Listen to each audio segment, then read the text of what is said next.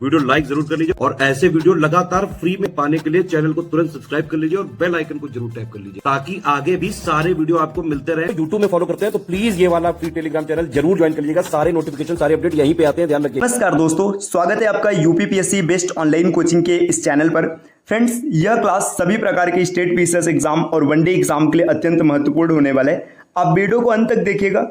तो चलिए दोस्तों, शुरू करते हैं आज के इस धमाकेदार सेशन को। इसमें हम लोग ज्योग्राफी के टॉप 500 एमसीक्यूज के कुछ प्रश्नों का डिस्कशन करेंगे और ये सीरीज लगातार चलती रहेगी। इसमें हम लोग थोड़े थोड़े प्रश्न करके टोटल 500 ऐसे क्वेश्चन का डिस्कशन करेंगे जो किसी न किसी प्रकार के स्टेट पीसीएस एग्जाम में आए हुए हैं या फिर आने वाले एग्जाम्स के लिए अत्यंत महत्वपूर्ण है। तो आप यूपी पीसीएस की तैयारी कर रहे हैं या फिर आरओ एग्जाम के लिए, बीईओ के लिए, यूपी ट्रिपल एससी के लिए, यह क्लास सभी प्रकार के प्रतियोगी परीक्षाओं के लिए महत्वपूर्ण है। अगर आप टीम के पेड कोर्सेज से जुड़ना चाहते हैं पीसीएस के कंप्लीट प्रिपरेशन के लिए, तो इन दिए गए नंबर पर कॉल या व्हाट्सएप करके टीम के पेड कोर्स से जुड़ने की प्रक्रिया समझ सकते हैं। इसके अतिरिक्त ज्ञान सर का व्हाट्सएप नंबर है, आप यहां से व्हाट्सएप के माध्यम से भी जानकारी प्राप्त कर सकते हैं। आप देखिए, यहाँ पर पहला प्रश्न दिया है, निम्नलिखित में से नदी और उसकी सहायक नदी की कौन सी जोड़ी सही नहीं है? Which one of the following pairs of river and their tributaries is not matched? आपको बताना है कि कौन मैच्ड नहीं है। तो देखिए, सबसे पहले दिया दामोदर। दामोदर का संबंध है सुबनसिरी से। गंगा, सरयू, ब्रह्मपुत्र, लोहित, कृष्णा, भीमा नदी। तो देखिए, कृष्णा की सहायक भीमा नदी है, ब्रह्मपुत्र की सहायक नदी लोहित है, गंगा की सहायक नदी सरयू है। ये तीनों सही है, लेकिन जो सुबनसिरी दिया है, सुबनसिरी दामोदर की सहायक नदी नहीं है दोस्तों, ये ब्रह्मपुत्र की सहायक नदी और ब्रह्मपुत्र की सबसे बड़ी सहायक नदी है। तो यहां से विकल्प ए गलत दिया हो तो इसका सही उत्तर बनेगा विकल्प ए। आपको यह भी याद रखना है कि सुबनसिरी दामोदर की सहायक नदी नहीं है, ये ब्रह्मपुत्र की सबसे बड़ी सहायक नदी है। दूसरे प्रश्न पर आते हैं। प्रश्न नंबर 2 यहां पर दिया, निम्नलिखित में से वन्यजीव अभयारण्य और राज्य की कौन सी जोड़ी सही नहीं है? सेम यही डेटा यहां पर अंग्रेजी में दिया है। तो देखिए, नल सरोवर अभयारण्य गुजरात में है, कुंभलगढ़ अभयारण्य राजस्थान, पेंच राष्ट्रीय उद्यान मध्य प्रदेश, अबोहर अभयारण्य असम। तो देखिए, नल सरोवर, कुंभलगढ़ और पेंच, ये तीनों सही दिया गया है। जो चौथा विकल्प दिया यहाँ पे अबोहर अभयारण्य, ये पंजाब में स्थित है, न कि असम में। तो यहां से गलत हो जाएगा, ये पंजाब के फाजिल्का जिले में स्थित है। तो ये याद रखिएगा, विकल्प डी यहां पर गलत दिया है। निम्नलिखित राज्यों में कौन छोटा नागपुर पठार का भाग नहीं है? आपको बताना है इसमें से कौन छोटा नागपुर पठार का भाग नहीं है। तो देखिए, झारखंड, पश्चिम बंगाल, तमिलनाडु, उड़ीसा। तो इसमें तमिलनाडु छोटा नागपुर पठार का हिस्सा नहीं होगा। झारखंड, पश्चिम बंगाल, उड़ीसा, इसके बाद बिहार हो गया, छत्तीसगढ़ हो गया, ये सब छोटा नागपुर पठार के भाग हैं। अगले प्रश्न पर आते हैं। प्रश्न संख्या 4, निम्नलिखित में से देश और राजधानी की कौन सी जोड़ी सुमेलित नहीं है? आपको बताना है देश और राजधानी की कौन सी जोड़ी सुमेलित नहीं है। तो देखिए, साइप्रस की राजधानी निकोसिया, बिल्कुल सही है। न्यूजीलैंड की राजधानी वेलिंगटन, ये भी सही है। वेनेजुएला की राजधानी दिया है किरिबाती। तो जो किरिबाती है, ये वेनेजुएला की राजधानी नहीं होती, वेनेजुएला की राजधानी है कराकस, है ना। तो ये कराकस जो होगा, ये बिल्कुल सही उत्तर बनेगा। ये यहाँ पर किरिबाती गलत दिया है, तो इसका सही उत्तर हो जाएगा विकल्प सी। इसके बाद कोलंबिया की राजधानी बोगोटा, बिल्कुल सही दिया है। प्रश्न संख्या 5 है, निम्नलिखित में से किस स्थान को पहले चेरापूंजी कहा जाता था? तो जो सोहरा स्थान है, सोहरा को पहले चेरापूंजी कहा जाता था। तो इसका सही उत्तर होगा विकल्प बी। अगले क्वेश्चन पर आते हैं। क्वेश्चन नंबर 6, सनेक द्वीप स्थित है। जो सनेक द्वीप है, ये ब्लैक सागर में स्थित है। तो इसका सही उत्तर हो जाएगा ब्लैक सागर, विकल्प ए। क्वेश्चन नंबर 7 दिया है, दुनिया की सबसे पुरानी गुफा चित्रकला की खोज किस देश में की गई थी? जो सबसे पुरानी गुफा चित्रकला है, इसकी खोज दोस्तों इजराइल, जापान, जर्मनी, इंडोनेशिया। तो 4 विकल्पों में से इसका सही उत्तर हो जाएगा इंडोनेशिया। दुनिया की सबसे पुरानी गुफा चित्रकला की खोज इंडोनेशिया में की गई थी। अगले प्रश्न पर आते हैं। प्रश्न नंबर 8 दिया है, निम्नलिखित में से कौन सुमेलित नहीं है? आपको बताना है कौन सुमेलित नहीं है। यहाँ पर मुख्य नदी दिया है और मुख्य नदी की सहायक नदी दिया हुआ है। तो देखिए, इसमें पहला दिया गोदावरी, वर्धा। गोदावरी की सहायक नदी वर्धा है, बिल्कुल सही है। महानदी पूर्णा, तो ये सस्पेंस पर इसको रोकेगा। कृष्णा, कोयना, बिल्कुल सही है। कावेरी, काबिनी, ये भी सही है।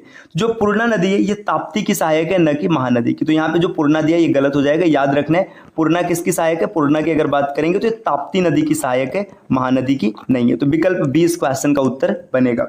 अगले क्वेश्चन पर आते हैं। नेक्स्ट, भारतीय दलहन अनुसंधान संस्थान कहां पर स्थित है? तो भारतीय दलहन अनुसंधान संस्थान बहुत ही आसान सा क्वेश्चन है, कानपुर में स्थित है, विकल्प बी इसका सही उत्तर बन जाएगा। प्रश्न संख्या 10, निम्नलिखित जैव आरक्षित क्षेत्र को उत्तर से दक्षिण की ओर क्रम में व्यवस्थित करें।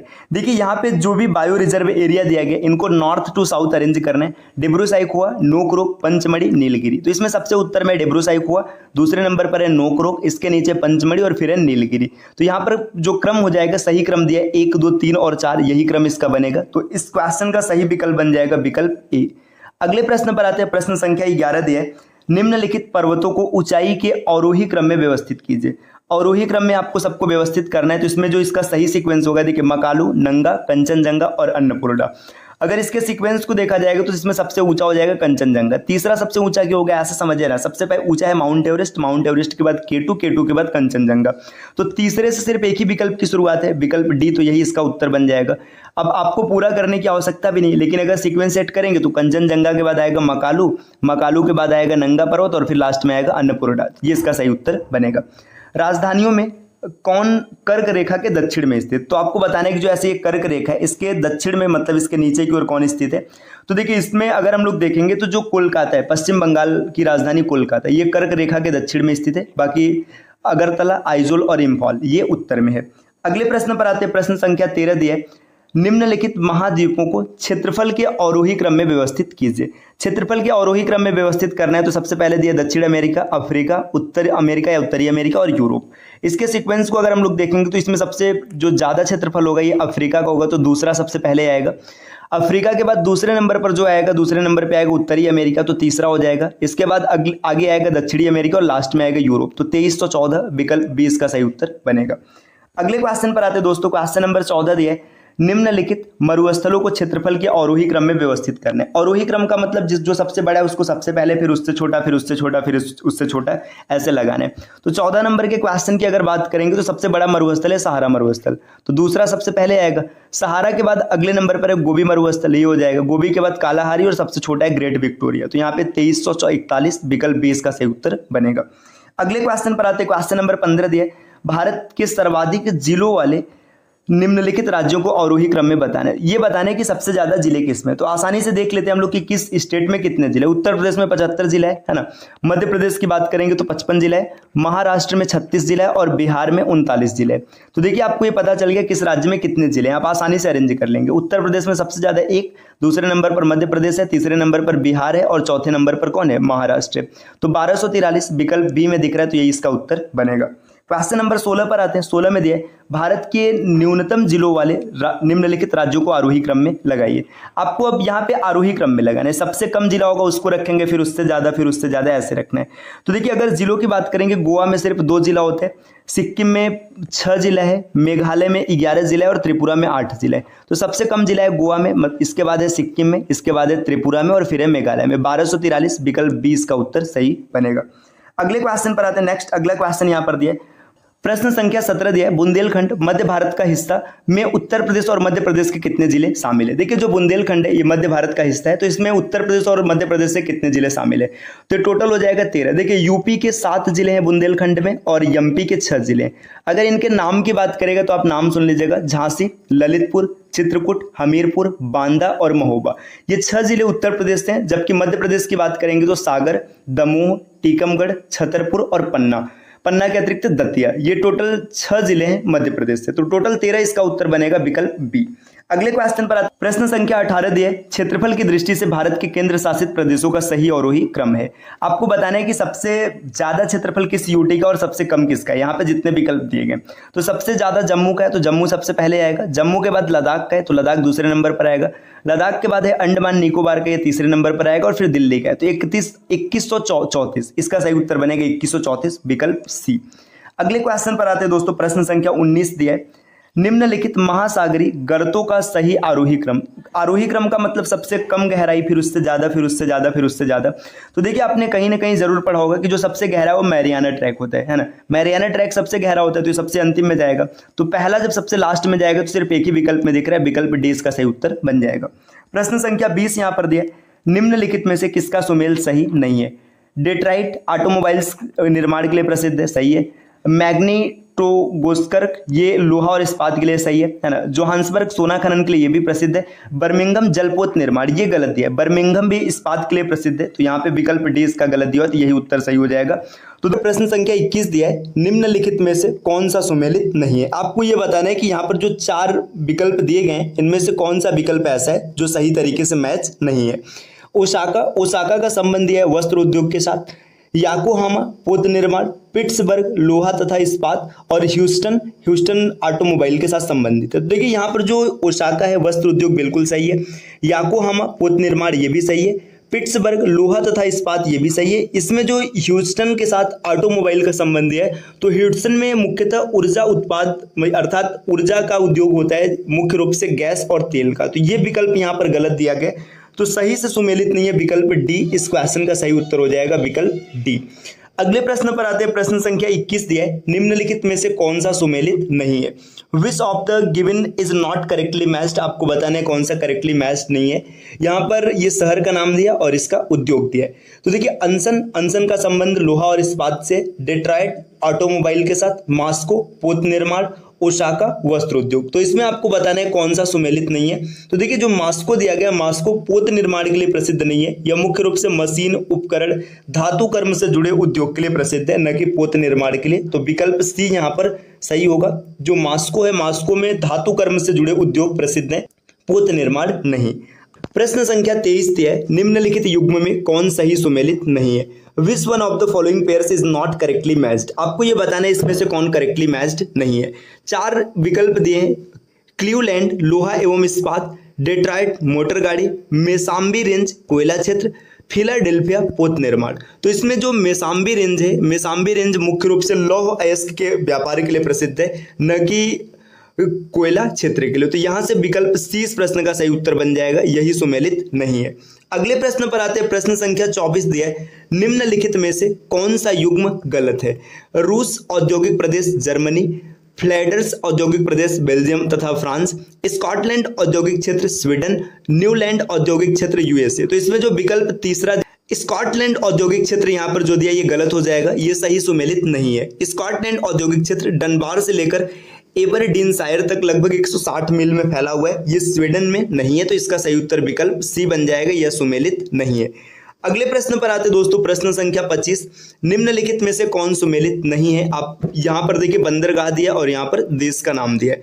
तो रॉटरडम नीदरलैंड, इगारका चीन, मोंटेवीडियो उरुग्वे, जकार्ता इंडोनेशिया।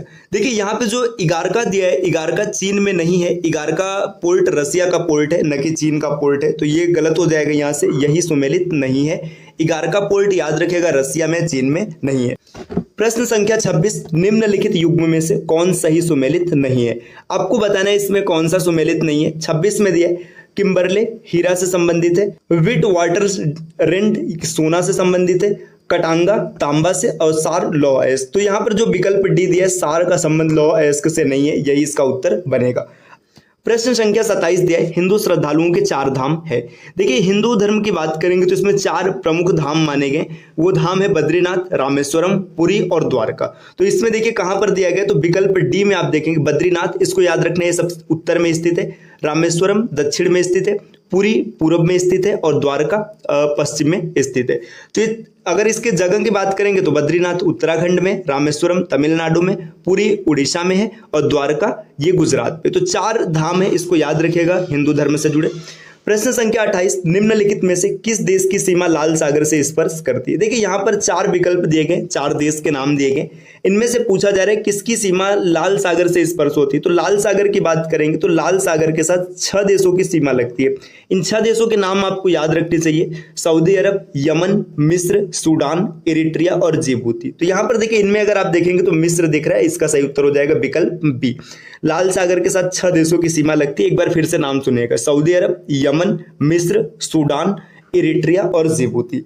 अगले क्वेश्चन पर आते, क्वेश्चन नंबर 29 दिया है, निम्नलिखित में से किस भारतीय शहरों को जुड़वा शहर के रूप में जाना जाता है? तो भारतीय शहर जो है हैदराबाद और सिकंदराबाद, इन्हें जुड़वा शहर के रूप में जाना जाता है। विकल्प सी इस क्वेश्चन का सही उत्तर बनेगा।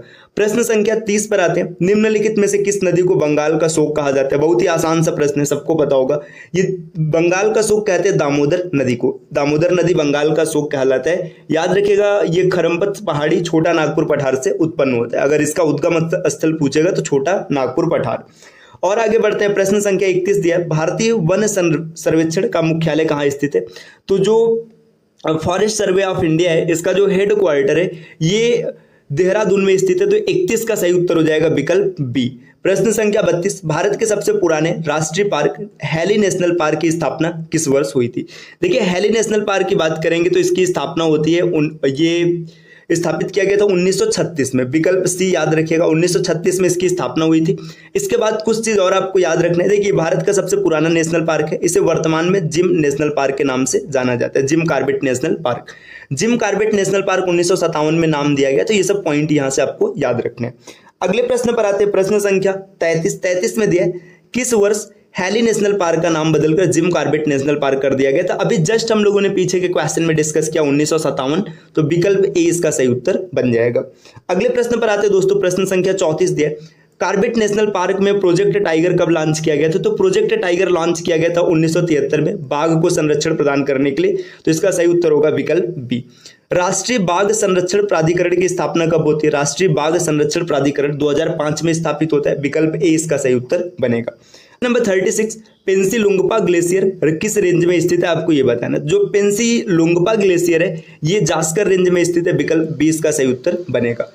बक्सवाहा हीरा खनन परियोजना निम्नलिखित में से किस क्षेत्र में स्थित है? तो बक्सवाहा हीरा खनन परियोजना ये बुंदेलखंड क्षेत्र से संबंधित है।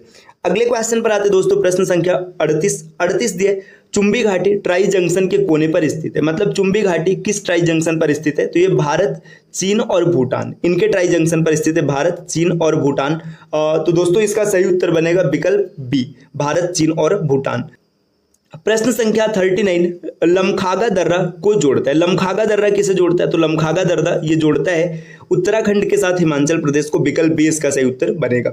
लाहौल और स्पीति घाटी किस हिमालयी श्रेणी के रेन शैडो एरिया में स्थित है? तो लाहौल और स्पीति ये पीर पंजाल श्रेणी में स्थित है। विकल्प डी इसका सही उत्तर बनेगा। तो दोस्तों ये ज्योग्राफी के 20 क्वेश्चंस रहे। इस प्रकार की क्लास आपको निरंतर मिलती रहेगी। आपको यूपीपीएससी बेस्ट ऑनलाइन कोचिंग के इस यूट्यूब चैनल को सब्सक्राइब करना है। और अगर आप पीसीएस की कंप्लीट तैयारी करना चाहते हैं, टीम के पेड कोर्सेज से जुड़ना चाहते हैं, तो इन दिए गए नंबर पर कॉल या व्हाट्सएप करके टीम के पेड कोर्स से जुड़ने की प्रक्रिया समझ सकते हैं। ये ज्ञान सर का व्हाट्सएप नंबर है, आप यहाँ से व्हाट्सएप के माध्यम से भी जानकारी प्राप्त कर सकते हैं। प्लीज